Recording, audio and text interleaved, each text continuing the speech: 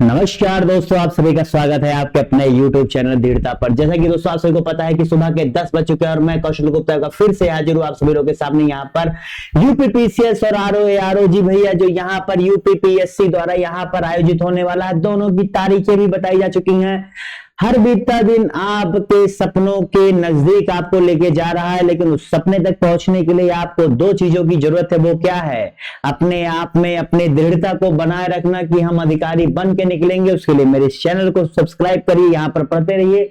और दूसरी चीज जरूरी है, यहाँ पर डेली पढ़ाई करते रहना, क्योंकि यहाँ जो सामान्य अध्ययन स्पेशल क्लास चलाई जा रही है, जो भैया आपका जीएस पेपर 1 होता है, जी हाँ वही पेपर जिसके द्वारा आप ये सुनिश्चित करते हैं कि हाँ हम अधिकारी बनेंगे कि नहीं। ठीक है, तो उसकी क्लास यहाँ पर चलाई जा रही है। डेली यहाँ पर सुबह 10 बजे आपको प्रैक्टिस सेट देखने को मिलता है और हर संडे को यहाँ पर करंट अफेयर्स स्पेशल क्लास देखने को मिलती है, जो वीकली भैया आती है। हर संडे को वीकली करंट अफेयर्स क्लास में लेकर के आता हूं, जहां आपके बीते महीनों के, बीते हफ्तों के महत्वपूर्ण चुनिंदा प्रश्न जो आयोग द्वारा पूछे जा सकते हैं, जिन्हें कई बार पूछा गया है। कुछ टॉपिक्स ऐसे होते हैं जिन्हें आयोग बहुत पसंद करता है, केवल उन चुनिंदा प्रश्नों को लेकर कहता हूं, जिससे अपना आप रिवीजन समझ लें, चाहे आप ये समझ लें कितना ही करंट अफेयर्स हमें पढ़ना है। ठीक है, ओके, तो चलिए अब समय ना गवाते आज की क्लास को शुरू करते हैं और देखते हैं क्या है आज के प्रश्नों के खजाने में। ठीक है, इसके अलावा देखो, इसमें अगर यूपी जीके को छोड़ दें तो बाकी जो क्वेश्चंस है ना, वो अगर आप बिहार पीसीएस देने जा रहे हैं, ठीक है, या आप एमपी पीसीएस देने जा रहे हैं, ये सारे कोई भी एग्जाम देने जाओगे ना माय डियर, केवल यूपी जीके छोड़ दो, सारे जीके क्वेश्चन इंपॉर्टेंट है। और बहुत जल्द आप लोग को यहाँ पर पॉलिटी की भैया जो है, पॉलिटी की सब्जेक्टिव क्लास देखने को मिलने वाली है। उसकी एक प्लेलिस्ट बनी हुई है जहां पर मैंने ऑलरेडी आप लोग को नागरिकता तक पढ़ाया हुआ है। अब मूल अधिकार, मूल कर्तव्य, मौलिक अधिकार, ये क्या कहते हैं, मूल कर्तव्य और राज्य के नीति निदेशक तत्व, इन तीनों चीजों को उम्मीद है इस हफ्ते में मैं कवर कर दूंगा। ठीक है, तो ये भी इसी हफ्ते में हो जाना है, उसकी भी क्लास आपको मिलेगी इसी चैनल पर। ठीक है, उसके बाद धीरे धीरे चीजें यहां पर होती रहेंगी, क्योंकि समय नजदीक आ रहा है, तो अब चीजों को हमें लेकर के चलना है। पहले प्रश्न की तरफ बढ़ते हैं। निम्नलिखित दिनों में से कौन सा सही सुमेलित नहीं है? चलिए भैया बताइए कौन सा सही सुमेलित नहीं है। फसल, देश दिया है, बताइए। रबड़, कहवा, जैतून, गन्ना, ये चारों बताइए किस देश से जो है संबंधित नहीं है। अर्थात ये देश इन चीजों के उत्पादन में क्या है, अपने आप में विश्व में एक अच्छा स्थान रखते हैं, प्रथम, द्वितीय, तृतीय, इस तरह का। तो बताइए कौन सा जो है उत्पादन ऐसा फसल है जो उस देश का अच्छा पोजीशन नहीं है। ठीक है, में भी उत्पादित हो सकता है, देखो उत्पादन कहीं भी हो सकता है, लेकिन एक होता है निम्न स्तर पे, होता है उच्च स्तर। उच्च स्तर माने कि वो ग्लोबली जो है वह देश उस फसल के लिए जाना जाता है। ठीक है, यहां ये कह रहा है। तो जितने लोगों ने यहां पर इसका सही जवाब क्या दिया भैया? बी, कहवा। कहवा भैया देखिए, कहवा आपके ब्राजील का, जी भैया कहवा आपके ब्राजील का है। ठीक है, ये आपको पता होना चाहिए। देखिए कहवा क्या कॉफी कह सकते हैं। कॉफी के उत्पादन में मैंने अभी जो लेटेस्ट डाटा पढ़ा है उसके अनुसार अभी वर्तमान में नंबर 1 पे आपका भैया ब्राजील चल रहा है। कौन सा? ब्राजील देश चल रहा है। फिर उसके बाद कौन सा? वियतनाम चल रहा है। ठीक है भैया, वियतनाम चल रहा है। ठीक है, ओके, ये दो देश हैं जो कहवा यानी कॉफी के उत्पादन में टॉप में यहां पर चल रहे हैं। उसके बाद यहां पर क्या है? Colombia, Indonesia. ठीक है, तो वियतनाम, कोलंबिया, इंडोनेशिया, ये आप देश अगर देखोगे तो इनमें ज्यादातर देश आपको कहां है देखने मिलेगा? एशियाई कंट्रीज। ठीक है, ब्राजील तो आपका साउथ अमेरिकन कंट्रीज है। उसके बाद देखो ये गन्ना देख रहे हो, गन्ना के बारे में क्यों चर्चा करो? देखो भैया, गन्ना के मामले में उत्पादन में जहां ब्राजील विश्व में प्रथम स्थान रखता है, वहीं द्वितीय स्थान पे आपका क्या आता है भैया? भारत आता है। ठीक है, भारत। और उसके बाद तीसरे स्थान पे कौन आता है? थाईलैंड। क्योंकि देखो यहां पर भारत के भूमि क्या नाम है, मतलब स्थान में आने की वजह से यहां पर टॉप 3 कंट्रीज आपको पता होना चाहिए, क्योंकि अप्स डाउन अगर होंगे तो यहां से प्रश्न बन सकता है। तो इसलिए इस चीज को ध्यान में रखिएगा। ठीक है, क्लियर कि गन्ना में ब्राजील के बाद भारत आता है, फिर थाईलैंड, और कहवा का मैंने आपको बता दें। बाकी रबड़ के लिए थाईलैंड और जैतून के लिए स्पेन जो है फेमस है, काफी अच्छा खासा उत्पादन होता है। अगले प्रश्न, किस पंचवर्षीय योजना में कृषि ने ऋणात्मक विकास प्रदर्शित किया था? मतलब एग्जैक्टली ओवरऑल तो निगेटिव नहीं था, लेकिन हाँ उसके 5 में से 3 साल तक लगभग बहुत बुरा प्रदर्शन था। बाद में जो 2 सालों में हुआ था उसमें जो है कुछ हद तक रिकवर होकर पॉजिटिव हुआ था। ठीक है, लेकिन ओवरऑल देखा जाए तो बहुत लंबे समय तक प्रोडक्शन बहुत निगेटिव था। ठीक है, तो कौन सी पंचवर्षीय योजना थी भैया? तो देखिए आपको एक चीज पता होना चाहिए, आप में जो 5 ईयर प्लान है, जो अगर आप लोग पेपर देने जा रहे हो, तो खास करके कोई भी स्टेट एग्जाम देने जा रहे हो पीसीएस लेवल का, तो आप पीएससी लेवल का, तो ये चीज जानने चलो कि 5 ईयर प्लान बहुत इंपॉर्टेंट है। खास करके टोटल 12 प्लान रहे हैं और बाकी 2 एनुअल और अन्य अन्य चीजें रही हैं, वो सब तो ठीक है। तो उन सब चीजों के बारे में आपको पता होना चाहिए कि नीति आयोग के आने के बाद से ऐसी कोई चीजें तो रही नहीं, और बाकी इसकी रिपोर्ट्स बहुत आते हैं, तो रिपोर्ट्स जो है आप करंट अफेयर्स की क्लास में जो लेटेस्ट में होता है उसमें मैं डिस्कस करता ही हूं, ठीक है। आप मेरी करंट अफेयर्स क्लास देखेंगे, उसमें खुद पता लगे कि नीति आयोग के नए रिपोर्ट्स को मैं क्यों जो है उसमें जगह देता हूं, क्योंकि देखो 5 ईयर प्लान जहां हम लोग के स्टेटिक पोर्शन के लिए जरूरी है, वहीं नीति आयोग के रिपोर्ट जो है हमारे करंट अफेयर्स के लिए बहुत ज्यादा जरूरी है, क्योंकि नीति आयोग, योजना आयोग, भैया हम अधिकारी बन के जाएंगे, इन्हीं सब के अंतर्गत काम करने वाले हैं, इन्हीं सब में हमें जगह मिलने वाली है। इसलिए आयोग भी इन्हीं से संबंधित चीजों को पूछता है, जानना चाहता है क्या तुम जानते हो कि नहीं है, ठीक है, ये चीज ध्यान में रखिएगा। तो जितने लोगों ने यहां पर इसका सही जवाब क्या दिया जी भैया, जो निम्नतम थे उसमें तीसरी थी। देखो क्या हुआ था, इसी तीसरी पंचवर्षीय योजना के दौरान सरकार का लक्ष्य ये था कि हम जो है क्या करेंगे, 6% प्रतिवर्ष जो है एग्रीकल्चर प्रोडक्शन करेंगे, और हम इसके साथ क्या करेंगे, हम इतना अन्न उत्पादन करेंगे कि हम खुद में आत्मनिर्भर हो जाएंगे, और आत्मनिर्भर होने के साथ क्या, हम इतना आत्मनिर्भर हो जाएंगे कि हम अन्न बचाएंगे और दूसरे देशों में भी क्या करेंगे, भेजेंगे। लेकिन ऐसा नहीं हुआ था, 6% का लक्ष्य था, 3 साल तो इतना बुरा था, बाद में 2 साल तक कुछ हालात सुधरे, तब जाके कहीं ओवरऑल 2% प्रति ईयर की जो है वृद्धि दर यहां पर दर्ज की गई थी तीसरे में, समझ गए। बाकी 5वीं 7वीं और 9वीं में जो है यहां पर आप लोग का प्लस ही था, ठीक है। चलो अगले प्रश्न की तरफ बढ़ते हैं। अगला प्रश्न है, केंद्रीय बजट 2023-24 में कुल परिव्यय में निम्नलिखित में से कौन सा कथन सही नहीं है। देखो इस प्रश्न को मैं इतनी तरजीह दूंगा नहीं, ठीक है। आ गया है प्रश्न, कर लेते हैं, बाकी जाने दो। अभी नया बजट आने वाला है इस पेपर में, तो जो इंडिया का नया बजट अभी आएगा, क्योंकि पता है चुनाव था तो इसलिए नहीं, अब नया बजट आएगा, ये जो बजट आएगा इसमें हम लोग डिटेल में समझेंगे, ठीक है। बाकी यूपी का बजट तो भैया आ ही चुका है, क्योंकि यूपी में कोई चुनाव तो था नहीं, तो यूपी बजट को भी हम पेपर के टाइप पे थोड़ा सा एक बार और बढ़िया डिस्कस कर लेंगे, जिससे वहां से चीजें छूटे ना, ठीक है। बताइए, तो देखो भैया जो यहां सही नहीं है उसका एक ही मात्र जवाब है यहाँ पर, क्या, जितने लोगों ने यहां पर इसका सही जवाब क्या दिया है, सी, यानी कि सब्सिडी। सब्सिडी भैया जो है करीब 10.7 या 10.3% के आसपास जो है कुल परिव्यय का खर्च होता है, केवल 9% नहीं, ठीक है, ये आपको पता होना चाहिए। बाकी लगभग सही है। और देखो ये इतना इंपॉर्टेंट डाटा नहीं है, ठीक है, आपके सामने आया है। देखिए कोई भी प्रश्न गलत या खराब नहीं होता, उससे आप उस चीज को जब पढ़ते हैं, मैं क्यों उस चीज को इतना हल्के में ले लिया, आप समझिए, क्योंकि ये लेटेस्ट डाटा नहीं है, और इससे प्रश्न पूछ ले तो मुझे इतना विश्वास नहीं है, ठीक है। इसलिए कहता हूं ना, क्या पढ़ना है कितना पढ़ना, मैं हमेशा उससे बहुत फोकस करता हूं, ठीक है। तो ये इतना इंपॉर्टेंट नहीं है, ओके, लेकिन जो है इस समझ लो। चलो अगले प्रश्न की तरफ बढ़ते हैं हम लोग, ठीक है। चलिए अगले प्रश्न की तरफ बढ़ते हैं। निम्नलिखित पारिस्थितिकी क्षेत्रों में से कौन सा सुमेलित नहीं है, बताइए। निम्नलिखित पारिस्थितिकी क्षेत्रों में से कौन सा सुमेलित नहीं है, मतलब ये अलग अलग जो है लोकेशन से दक्षिणी पश्चिमी घाट, तराई दुआर, कच्छ का रण, पूर्वी दक्कन पठार, और यहां पर जो है दिया है इनके वहां पर उस एरिया में वहां पर पाए जाने वाले क्या वन, या हाँ बस वन समझ लीजिए। तो बताइए कौन सा सत्य है। यहाँ कह रहे हैं गलत है, बाकी 3 सही है। तो दक्षिणी पश्चिमी घाट यानी कि आपका इंडिया हो गया, तो दक्षिणी पश्चिमी घाट आपका यहां कहीं पड़ेगा, ठीक है। तो यहां पर क्या आर्द्र वन पाए जाते हैं, जी भैया, क्योंकि आप देखोगे यहां जाता है तो इक्वेटर के नजदीक पड़ता है, तो बारिश भी ठीक ठाक होती है, गर्मी भी ठीक ठाक होती है, चारों तरफ समुद्र है, इसलिए जो है ठीक है, ओके। देखो तुम्हें बताते चल रहा हूं क्यों है क्या है। तराई दुआर, जी भैया आप आ जाओ इधर जो है तराई दुआर की तरफ, ठीक है, ऐसे करके फिर ऐसे करके इंडिया है, ऐसे करके फिर ऐसे। तो ये जो इंडिया है यहाँ पर तराई दुआर जो आप देख रहे हो, यूपी से होते हुए तराई दुआर उत्तराखंड तक जाता है, जिसे दून एरिया भी कहते हैं। तो यहाँ पर चौड़ी पत्ती वाले वन, जी भैया, क्योंकि पहाड़ी एरिया पड़ जाता है और वहां पर जो है मौसम ठंडा भी रहता है, तो चौड़ी पत्ती वाले जो है वन पाए जाते हैं, ठीक है, ये आपको पता होना चाहिए। जैसे आप देखोगे जहां बर्फीली या पर्वतीय क्षेत्रों में वहां थोड़ी सी पत्तियां चौड़ी होती हैं, नुकीली भी होती हैं, ठीक है।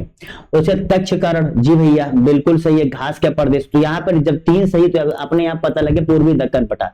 देखिए भैया पूर्वी दक्कन पठार जो कह रहा है, यानी कि आपका जो है उड़ीसा का एरिया हो गया, आंध्र प्रदेश हो गया, यहां सब अगर आप जाएंगे तो यहां पर आपको क्या देखने को मिलेगा, डेसिडियस टाइप का, ठीक है, डेसिडियस टाइप का, वो भी क्या ड्राई, जी भैया क्या सूखा। क्यों, क्योंकि देखो ये जो एरिया होता है, ये वाला जो मैं बता रहा हूं, यहां पर क्या होता है, आप देखते हैं कि एक समय तक यहाँ सूखा भी पड़ता है, हमेशा बरसात होता नहीं है, ठीक है, एक समय तक सूखा भी पड़ता है। और ये समुद्र से सटा हुआ तो है, लेकिन यहाँ का जो जिस अक्षांश पे है ना, उस अक्षांश की वजह से ये जो है वहां पर इस तरह के पाए जाते हैं। आपको पता है कि 23 डिग्री के जस्ट थोड़ा सा नीचे जो है एरिया की बातें कर रहा है, समझ गए, क्लियर। चलो अगले प्रश्न की तरफ बढ़े। ये चीजें समझ गए ना, तो मैंने जितना यहाँ पर बताने की कोशिश की। यहाँ पर पता है डेंस वुडेड, यहाँ पर जो लकड़ियां होती हैं वो डेंस टाइप की होती है, ठीक है, मतलब मजबूत लकड़ियां होती है, ऐसा नहीं है, ठीक है, ओके। और फॉरेस्ट भी कुछ हद तक डेंस यहाँ पर पाए जाते हैं, ठीक है। जो यहाँ की पत्तियां होती हैं वो छोटी होती हैं, ठीक है, छोटी होती हैं। यहाँ जो पेड़ होते हैं इस एरिया में वो 5 से 10 मीटर तक की हाइट के होते हैं, कितने, 5 से 10 मीटर की हाइट तक। ये मैं पूर्वी दक्कन पठार की बात कर रहा हूं, ठीक है, समझ गए। चलो अगले प्रश्न की तरफ बढ़ते हैं।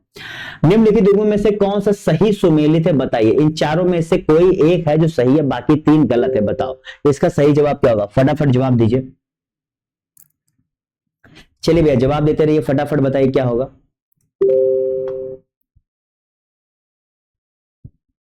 तो जितने लोगों ने यहां पर इसका सही जवाब क्या दिया भैया, बायोस्फीयर रिजर्व जो है एडवर्ड सुयस ने ये जो है नामकरण किया था। जैसे आप जो चारों नाम देख रहे हैं इनको नाम किसने दिया था, तो बायोस्फीयर रिजर्व जैसा नाम दिया था एडवर्ड सुयस ने, ठीक है। इकोसिस्टम का नाम जो है दिया था एजी टॉन्सले जी ने, कौन भैया, एजी टॉन्सले जी ने दिया था। उसके बाद आपका जो है यहां पर इकोलॉजी का नाम अगर आप पूछेंगे तो ये दिया था भैया एर्नेस्ट हैकेल, कौन भैया, एर्नेस्ट हैकेल, ERNESTHECKEL, ठीक है, एर्नेस्ट हैकेल ने दिया था।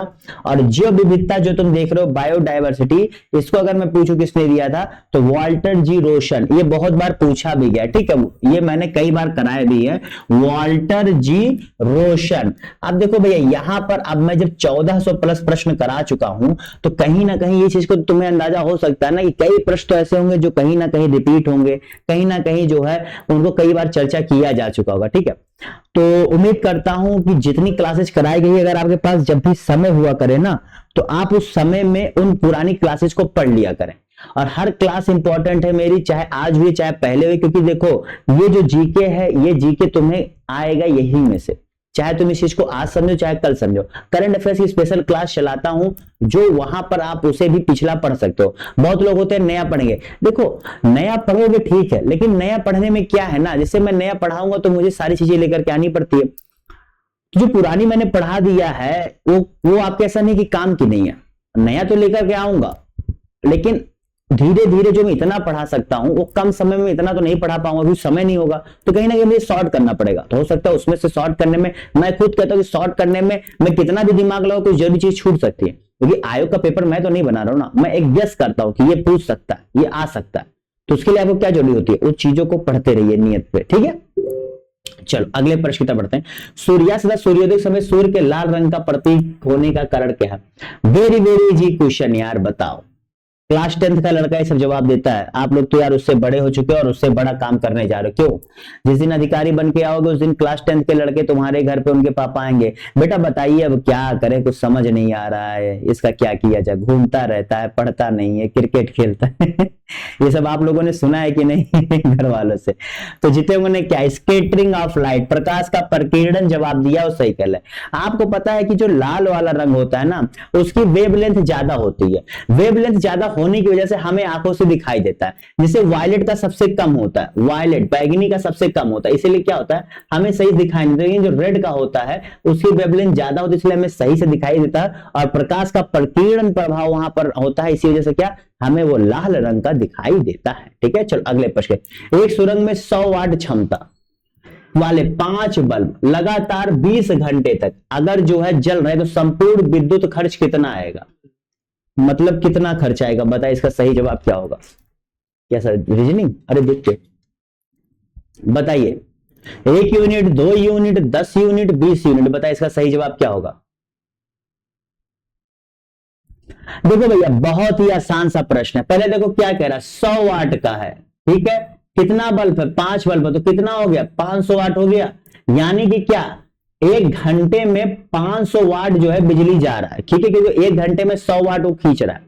अब 20 घंटा कह रहा है तो 20 गुणे 500 करो, कितना हो जाएगा देखो ये वाट है, ध्यान देना, तो कितना हो जाएगा, 2 5 6 10, फिर बच रहा क्या 3 जीरो, यानी क्या 10,000। अब 10,000 वाट है, अब 10,000 वाट को किलो वाट में बदलो तो 1,000 वाट होता, तो यानी क्या 10 किलो वाट हो गया। और ये 10 किलो वाट को यूनिट में बदलो क्या, तो यहां पर भैया जितने लोगों ने क्या 10 यूनिट जवाब दिया, 10 किलोवाट प्रति घंटा, यही जो यूनिट का होगा। ठीक है, 1 किलोवाट प्रति घंटा, जो 1 यूनिट बराबर कितने होते हैं, 1 यूनिट बराबर 1 किलोवाट प्रति घंटा होते हैं। ठीक है, समझ गए। ओके, चलो अगले प्रश्न की तरफ बढ़ा जाए। समझ गए ना, मेरे बताने में कोई अगर कंफ्यूजन हो तो पूछ लेना। अच्छा देखो, आप लोग यहां पर तैयारी करो, एक मेरा व्हाट्सएप नंबर है 7905095134। ये वो नंबर है जहां पर अगर आपको किसी प्रकार की समस्या आती, तैयारी करते हुए क्लासेज को लेकर कुछ पूछना हुआ, आप मुझे यहाँ पर टेक्स्ट मैसेज कर सकते हैं। आपको इस चैनल का नंबर है, जहां आपको कोई भी दिक्कत होगी दिन भर में 24 घंटे के अंदर रिप्लाई मिल जाएगा। ठीक है, चलो अगले प्रश्न की तरफ बढ़ते हैं। कथन दिया है, कारण दिया है, बताइए इसका सही जवाब क्या होगा। कथन है, कारण है, बताइए इसका सही जवाब क्या होगा। फटाफट जवाब देते रहिए। चलिए जवाब दीजिए आप सभी लोग। चलिए भैया जवाब दीजिए। भारत के एक टेलीकम्युनिकेशन को उपग्रह से जोड़ दिया गया है। ठीक है, भारत स्टार वार की तैयारी कर रहा है। चलो बताओ। अब देखो ये थोड़ा सा करंट अफेयर से जुड़ा हुआ प्रश्न है। क्यों? क्योंकि स्टार वार का यहां पर दिया गया है, तो स्टार वार क्या भारत के लिए है कि किसी अन्य देश के लिए है, तो क्या काम। अरे अरे अरे अरे, ये क्या हो गया, अरे कहीं मच्छर, अरे अरे अरे, एक मिनट, ये अपने आप क्यों हो रहा है, एक मिनट। हाँ चलिए अब देखूं।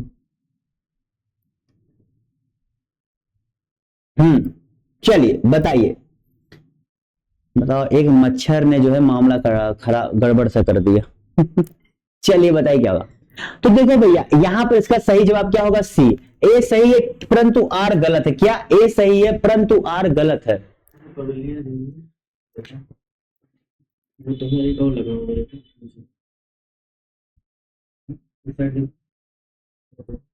ठीक है, ए सही है किंतु आर जो है गलत है।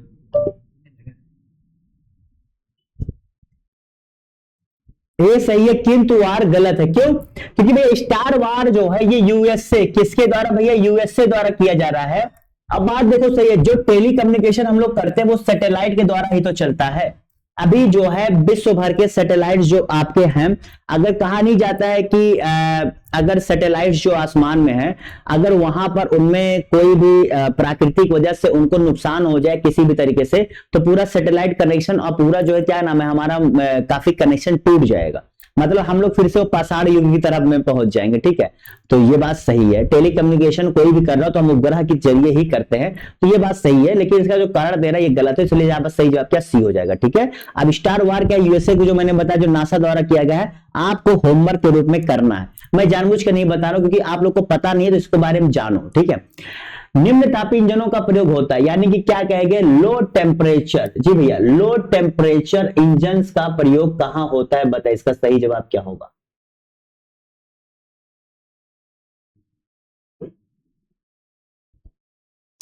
पनडुब्बी इंजनों में तुषार मुक्त तित्रो, यानी क्या, रेफ्रिजरेटर। बाप रे बाप, ऐसा बात तित्रो है कि मैं तितर तितर हो गया। उधर रॉकेट प्रौद्योगिकी में या अति चालकता विषयक अनुसंधानों में, बताए इसका सही जवाब क्या होगा।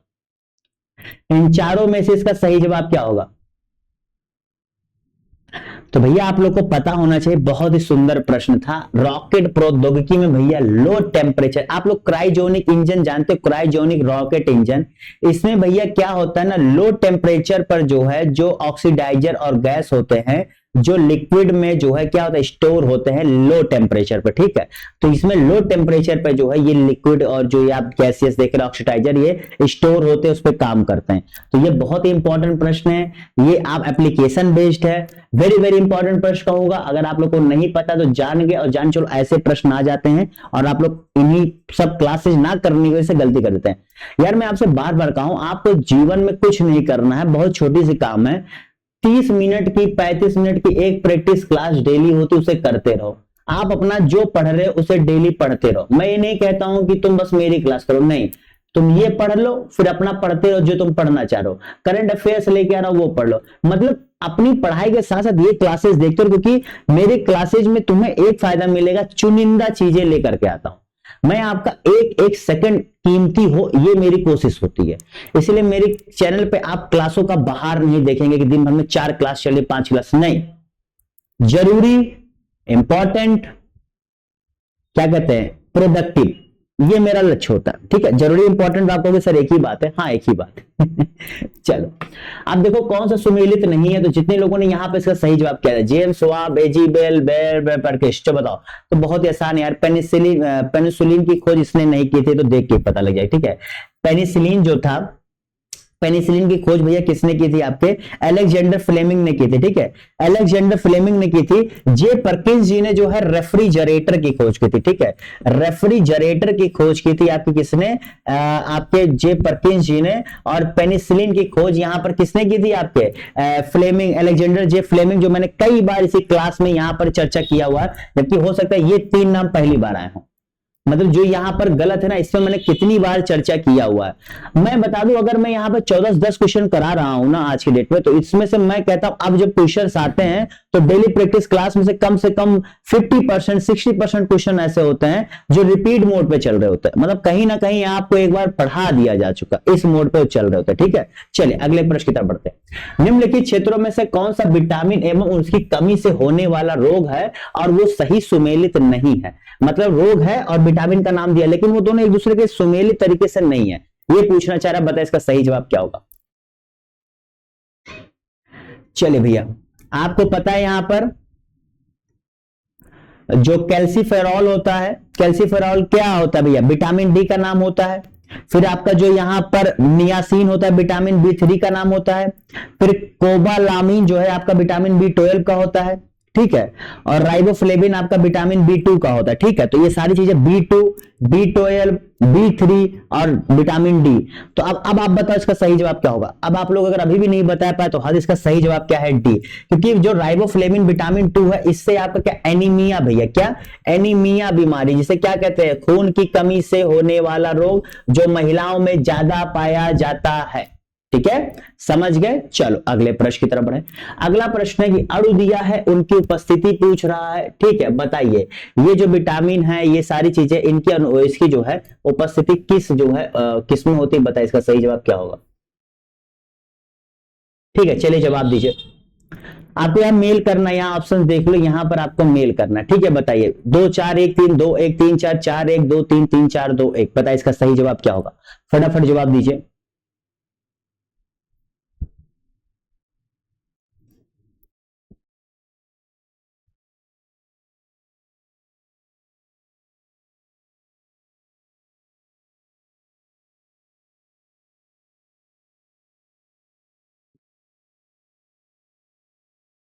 तो जितने लोगों ने यहां पर इसका सही जवाब क्या दिया, जी भैया, जितने लोगों ने यहां पर इसका सही जवाब दिया है, बहुत ही आसान सा प्रश्न था। क्लोरोफिल में क्या पाया जाता है, बताओ। हीमोग्लोबिन में क्या पाया जाता है। देखो मैंने ये सारी चीजें तुम्हें बताई हुई, कितनी बार बताई हुई है दोस्तों, कि मैं क्या ही बताऊं। ठीक है, तो जितने लोगों ने यहां पर इसका सही जवाब क्या दिया है, ए। मैंने कितनी बार बताई हुई, क्या, कि देखो जो तुम्हारा ये है, ये कोबाल्ट, उसके बाद क्या है तुम्हारा हीमोग्लोबिन में लोहा पाया जाता है। क्लोरोफिल में मैंने मैग्नीशियम कितनी बार बताया, देखो मैग्नीशियम और लोहा, ये 2 पॉइंट तुम्हें रटे होने चाहिए थे। मान लो 2, तो 2 के जरिए तुम ऐसे प्रश्न कर सकते थे, 2 के जरिए तुम ऐसे प्रश्न कर सकते। देखो मैं बार बार कहता हूं, मिलान वाले में ना बहुत इजी प्रश्न होते हैं यार, बहुत आसानी से हो जाते हैं। ठीक है, अब बच रहा है यहाँ पर क्या, डी का 3 यानी कि तांबा, यानी पीतल, और चैल्कोपाइराइड जो होता है वो तांबा। ठीक है, उसमें उपस्थित तत्व होते हैं। क्लियर। अब बताओ यार, वैसे पीतल का तांबा तो भी तो आपको आसान था, मतलब 3 तो ऐसे आसान थे। मान लो विटामिन B12 कोबाल्ट होता है, ये मान लो हार्ड था, मान रहा हूं हार्ड है। बाकी 3 में से तो आराम से 2 से 3 तो आपको मिल ही रहे हैं। जब 2 3 मिल जाए तो एक ना भी होगा तो क्या दिक्कत होगा, जवाब तो वैसे तुम्हारे उंगलियों पे होंगे। चलो, निम्नलिखित में से कौन सा सही सुमेलित नहीं है, बताए इसका सही जवाब क्या होगा।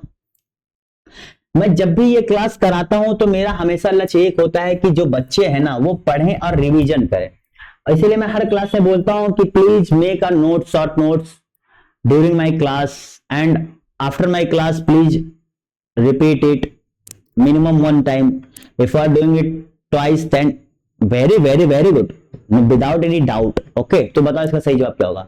इंसुलिन, मेलाटोनिन, ऑक्सीटोसिन या गैस्ट्रिन, ये सारे जो है हार्मोन्स है भैया। ठीक है, अब देखो क्या इंसुलिन का काम रक्त शर्करा नियंत्रण करना होता है, तो भैया रटा होगा सबको, जी हाँ बिल्कुल सही। दूसरा क्या है, क्या मेलाटोनिन निद्रा का नियंत्रण करता है?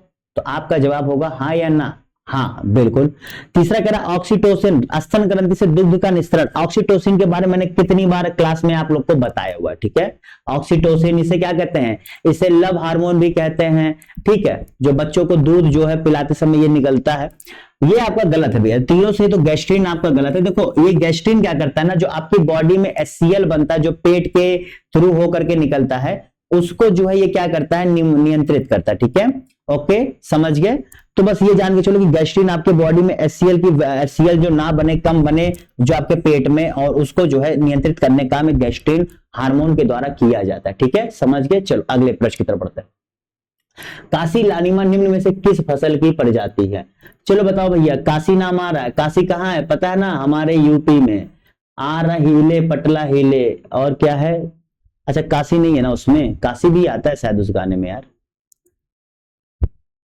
May be I am wrong, maybe I am not sure. चलिए बताइए। तो देखो भैया, जितने लोगों ने यहां पर ये काशी लालिमा किस फसल से जुड़ी हुई है भाई? जितने लोगों ने क्या ओकरा लेडी फिंगर, बताओ किसे कहते हैं ओकरा लेडी फिंगर?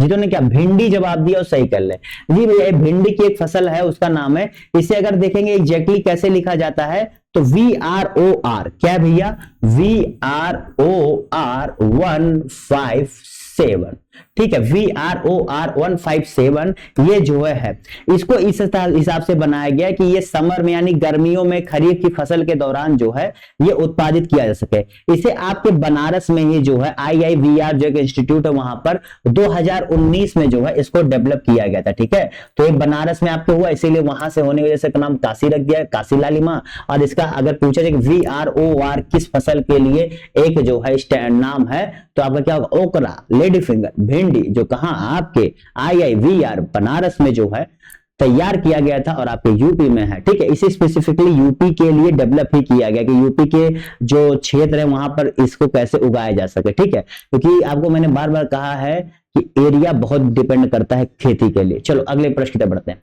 एलिसा परीक्षण किया जाता है, शायद मैंने इसी क्लास में बताया था आपको कि हमारे देश में कृषि के पिछड़ेपन होने का, देखो किसान कभी भी केवल किसानी से अमीर नहीं बन सकता, इस चीज को मैंने तो बहुत अच्छे से देख लिया। आप कुछ एग्जांपल्स पाएंगे, वो एक उसे आप अतिशयोक्ति लेकर चले, ठीक है, उसे आप अतिशयोक्ति लेकर चले, ठीक है।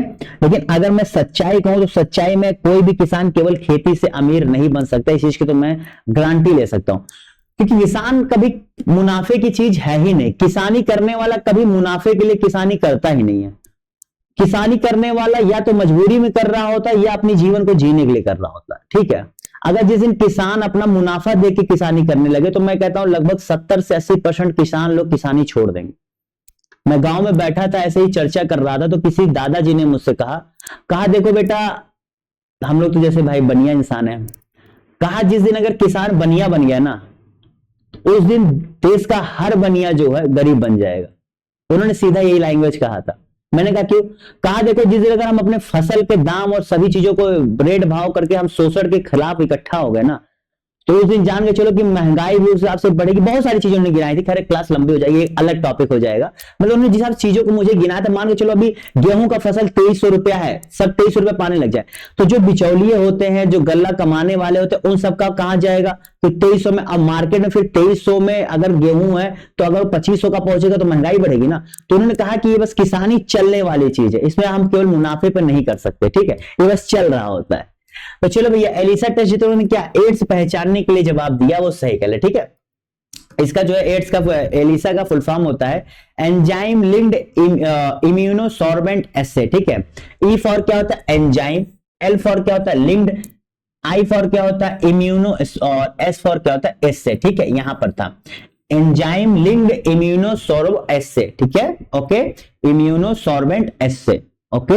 इम्यूनो, आई फॉर IMMUNO और SORBENT, ठीक है, ये फुल फॉर्म है। और एस का ASSAY, ये आपके बॉडी में ये बताता है कि आपको एड्स है या नहीं, या एड्स होने की तरफ आप बढ़ रहे हैं कि नहीं, क्योंकि ये आपकी बॉडी की इम्यूनिटी सिस्टम को आंकता है। और एड्स होने के बाद सबसे बड़ा दिक्कत होती है आपकी बॉडी की इम्यूनिटी सिस्टम पूरी तरीके से फेल होने लगती है, ठीक है।